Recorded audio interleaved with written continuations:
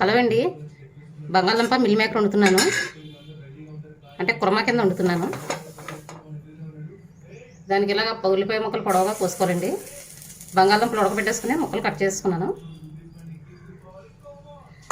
Meal maker water వేసి కొంచెం heat చేస్తున్నానండి లైట్గాని. నానబెట్టేసుకున్నాను ఇట్లు కూడా. అయితే ఆయిల్ పోసుకుందామండి. కొంచెం కుర్మాకి ఆయిల్ కొంచెం ఎక్కువగానే పడుతుంది.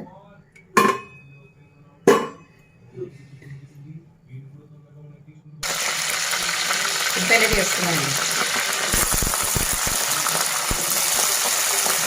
కుర్మాకి చిరుకలేం పోసుకోవాలండి పొడవగానే. ఉల్లిపాయలను ఉప్పేసుకుని మగ్గించుకుందామండి.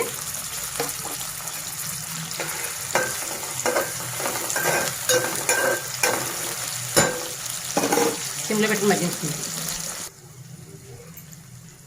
ఉల్లిపాయ అయితే మగ్గుతుందండి. ఇందులో అల్లం వెల్లిపాయ పేస్ట్ కూడా వేసుకోవచ్చు. ఉల్లిపాయతో పాటు మగ్గుతుంది ఇది కూడా.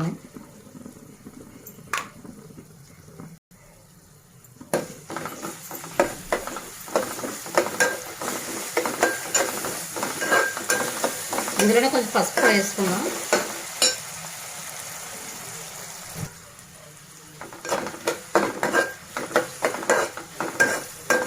దీన్ని బాగా మగ్గపెట్టేసుకుందామండి. ఉల్లిపాయ అయితే ఇంకా మగ్గాలి. ఉల్లిపాయతో పాటు అల్లం వెల్లిపాయ పేస్ట్ కూడా మగ్గుతుంది వేసాను.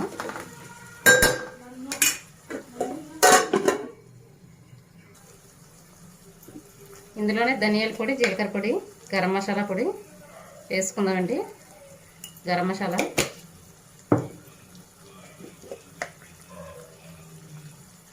ధనియాలు, జీలకర్ర రెండు కలిపిన పౌడర్ అండి ఇది.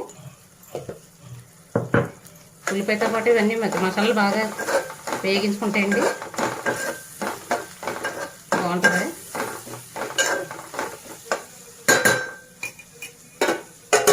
మూత పెట్టేసుకుందాం. మసాలా మొత్తం వేగిందండి. ఇందులోనే కారం కూడా వేసుకుందాం. అన్నీ ఒక్కొక్కటిగా వేసుకోవాలండి. అన్నీ ఒక్కసారి వేసుకోకూడదు. ఒక్కొక్కటిగా వేసుకుని వేసుకుంటేనే ఏ కూర అన్నా బాగుంటుంది.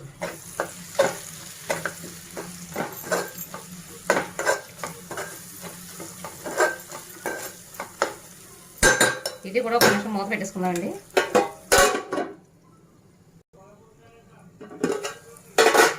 బాగా మగ్గిందండి. ఇందులోనే మిల్ మేకర్ వేసుకుంటున్నాను నేను. ఇదిగోండి గోరెచ్చిన నీళ్ళు కడిగేసాను శుభ్రంగానే. కడిగేసి నానబెట్టేసుకున్నాను. మళ్ళీ 2-3 సార్లు కడిగేసానండి.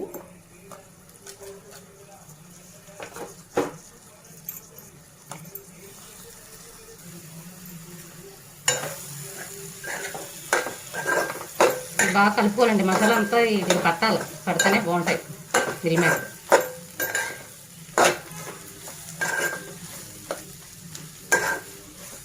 ఇవి కలుపుకున్న తర్వాత ఒక నిమిషం మూత పెట్టేద్దామండి.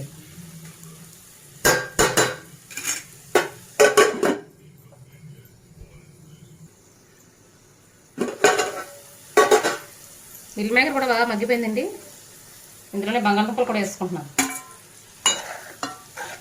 ఇవి ఉడకబెట్టేసుకుని కట్ చేసుకున్న ముక్కలండి ఇవి.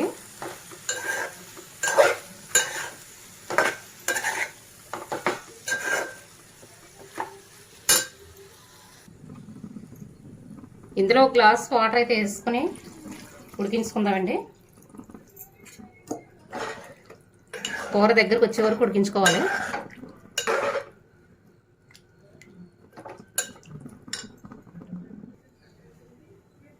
కూర అయితే దగ్గర పడేంత వరకు కూడా మూత పెట్టేసుకుందామండి. కూర అయితే ఉడుకుతుందండి. ఇంకా బాగా దగ్గర పడాలి. ఆయిల్ పైకి వచ్చేంత వరకు ఉడికించుకోవాలి. అంతేనండి, బంగాళదుంప meal maker curry ready. Bye అండి.